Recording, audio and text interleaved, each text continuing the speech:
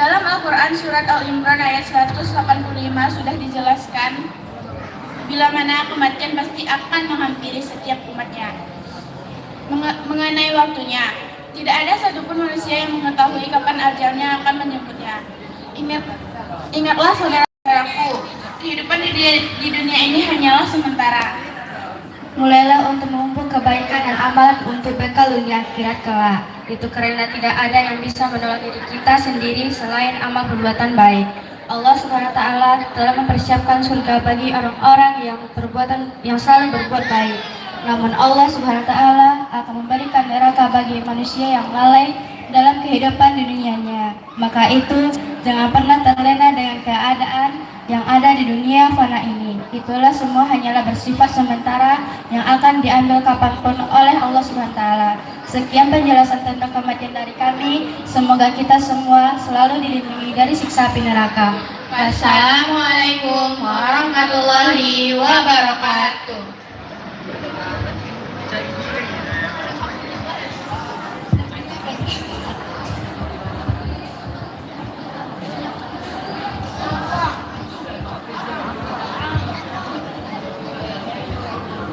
Terima kasih kita ucapkan kepada Azura dan Diva. Acara selanjutnya tafis yang akan dibawakan oleh Laras, Fahmi dan Syifa. Kepada Laras, Fahmi dan Syifa, time is yours.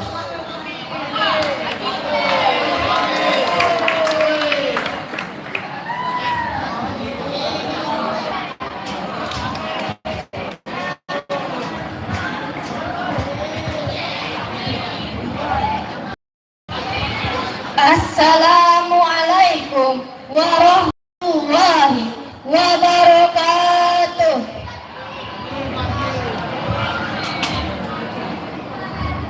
A'udzu billahi minasy syaithanir rajim.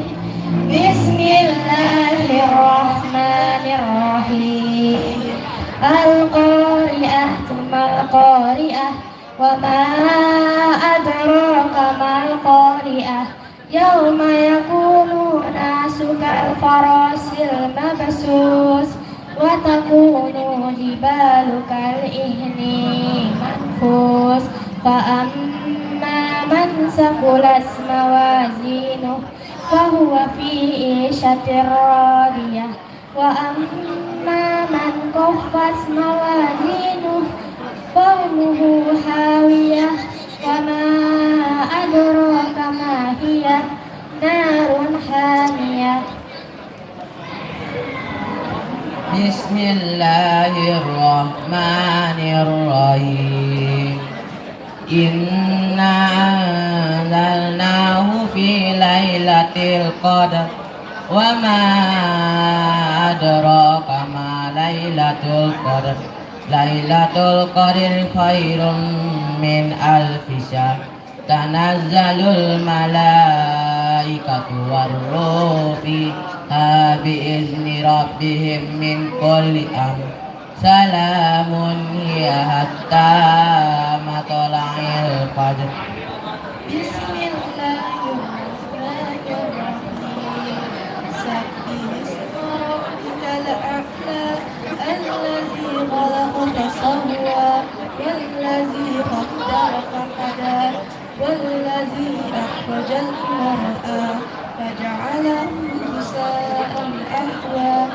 Sanqari'uka fala tansa illa ma syaa Allah innahu ya'lamul jahra wa ma yakhfa wa nuyashiruka lil-yusra fadzakkir in nafa'atiz zikra sayadzakkaru man yakhsha wa yatajannabuhal ashqa alladzi yaslaa naral kubra summa la yamutu fiha wa la yahya qad aflaha man tazakka wa dzakara isma rabbih fasalla bal tu'thirunal hayatad dunya wal akhiratu khairun wa abqa inna hadza lafis suhufil ula suhufi Ibrahim wa Musa.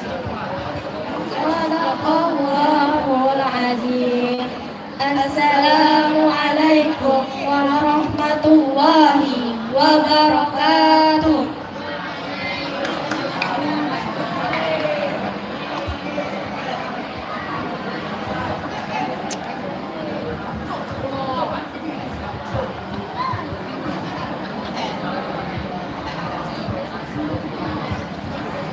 Terima kasih kita ucapkan kepada Laras, Fahmi, dan Syifa. Acara selanjutnya, storytelling kisah-kisah Nabi yang akan dibacakan oleh Anissa. Kepada Anissa, time is yours.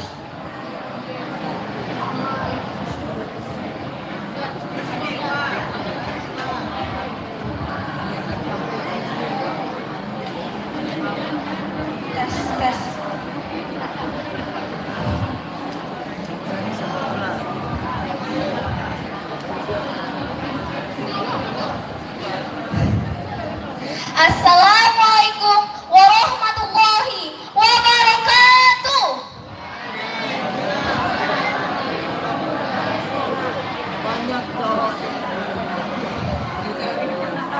Pernahkah kita kisah Nabi Ibrahim alaihissalam dan burung-burung yang hidup kembali? Pernahkah kita bertanya dalam hati, bagaimana Allah menghidupkan kembali orang yang sudah meninggal?